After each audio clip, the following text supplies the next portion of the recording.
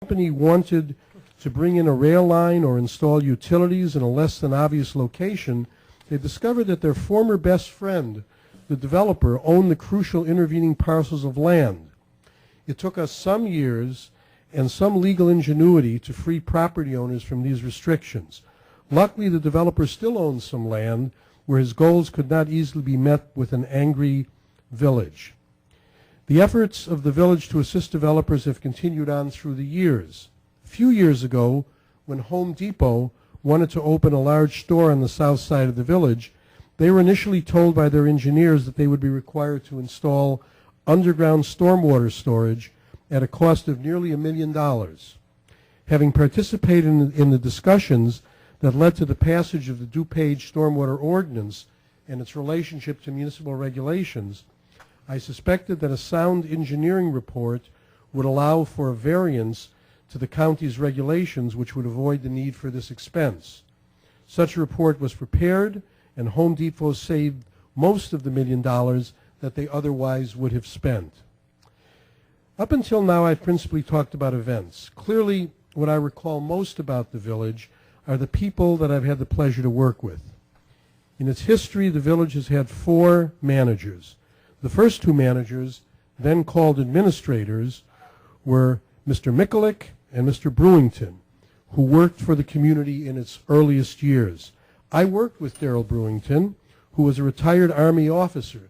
This was in a period of time where, in fact, managers really did not have professional degrees. I worked closely with him, and he gave me many tips on my National Guard service, in addition to working on village matters. They were succeeded by John Adamson, Gregory Belowski, and Joseph Breinig. In effect, the village has had 3 managers in the last 37 years. Although their personalities differed, they all shared an extraordinary commitment to honesty and integrity in government, fiscal restraint, and job satisfaction that wasn't dependent on press releases. The village has also benefited from staff who have been willing to devote decades to community service while being sensitive to the need to change and innovate. Although I did not serve under Carl Bornholt, and you have all their pictures on the board, on the wall, when he was village president, I missed him only by a month. I later worked with Carl as village clerk, and he, along with his wife Jean Bornholt, a smart, kind, and spectacular woman who served the village in many capacities and produced a needlepoint of the first village logo. I served as Don Swanson's village attorney for 2 terms, and Don's sound instinct and occasional colorful temper were soothed by the volunteer work and great advice provided by Natalie. John Schweizer and Jan Grzewski were village presidents whose technical skills and unerring instincts moved the community from a small town to a player in regional projects and sound infrastructure. They both have the pleasure of driving around the community and taking pride in the great forward steps that were made in their administrations. And then we come to Ross Ferraro. Ross was the first village president who did not have direct roots among the village's founding families. Born on the Isle of Anacapri and raised south of the Loop in Chicago, Ross came to the village presidency, as I recall, without having served on a board or commission. Ross had, however, been very active in a great many other civic organizations, such as boys' baseball. In addition, he possessed a hidden benefit, which he shared only with psychiatrists and bartenders. He spent much of his day as a barber, listening to people's likes and dislikes about the village.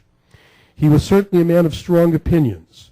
Both village manager Greg Belowski and I, and probably others, wondered whether he would build upon the base others had begun or try to completely change it.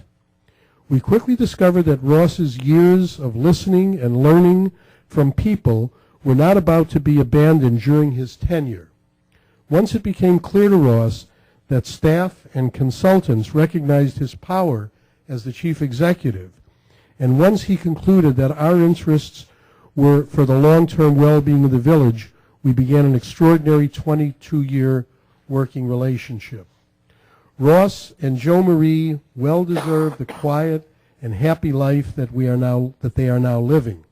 I hope that Ross is invited back frequently to observe the effects of his hard work, energy, and love for the community of people of this community.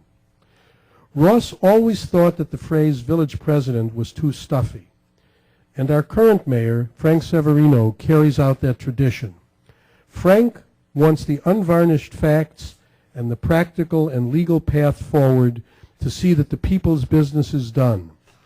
When the floods came recently, he did not wait for reports from village employees.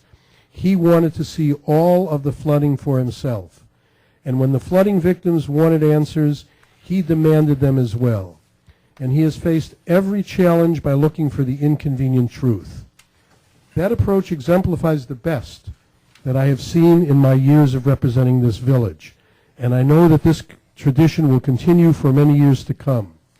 Carroll Stream has been and is now a special place for 50 years. And the recent turnout at the Citizens of the Year dinner shows that the energy and commitment of the past will be sustained in the future. I have prepared these written remarks, and I shortened them for this presentation, but I did attach to material that I'm sending out to you all the remarks and 4 pictures. One of myself with 3 village presidents, one with myself and my secretary, Dale Rollins, she's been my secretary for a mere 35 years. The third one, a picture of my wife Sherry, who many of you know, and myself on the day when the law firm added my name to it in 1972. I think there were 9 lawyers in the office. And then the last picture, one which is quite extraordinary, which I will show to the audience, which is a picture of what I looked like as village attorney in this community in the 1970s. There has been some question as actually who I was, whether I was really working for the village or for some underground organization. But I survived those events, and I enjoyed myself, and I continue. I'm looking at a man who would love this picture, has definitely a feel for it. So let me say in closing that that it has been an extraordinary opportunity for me to represent the community. I started out when there were 4,000 people here. We now know that there are, and I think actually more than 41,000 in this community. It remains a community of volunteers.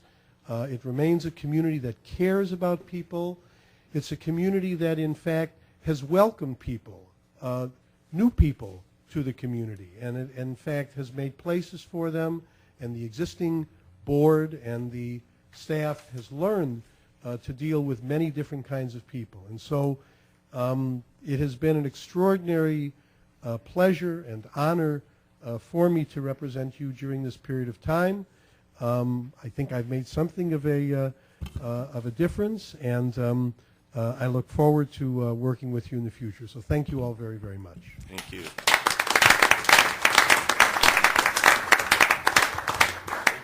Thank you very much, Stewart. And we'll be doing these recollections at all of our meetings, and we're very happy that you were able to join us. Does anyone have a question for Stewart before we let him go? I have a question. Mr. Diamond, you mentioned that the first board meeting you attended, there wasn't enough room at the Village Hall, so it was held at the school. Now, did there happen to be a particular issue at the meeting? I mean, did they have a large audience turnout, or you literally just didn't have the space for No, for there holding really the wasn't enough space, and so they held their meetings in the gymnasium at the school. There were not a lot of people who came Okay. out. There were obvious issues. We did have occasional flooding problems in the community, and part of the issue was, would the community grow? Some of the people in the community were concerned about that, and it took leadership at the board level for people to say that we have this new device, which our firm had something to do with, the creation of the annexation agreement statute, which in fact will hold developers to promises that they made. And the village was very disciplined in the way that it annexed land. It only annexed land with annexation agreements, And part of the benefit of that is that, in fact, we have not overextended our utility systems into areas which eventually didn't come into the community. And so there was one small room, and you heard actually at the last meeting the fact that the village hall at that point was being shared by the library. So there was really no place for a group of people, and that's why, of course, we eventually moved to the funeral home building, which was a major, major change for the community. Anyone else? Very good. Thank you all very much. Thanks, Stu.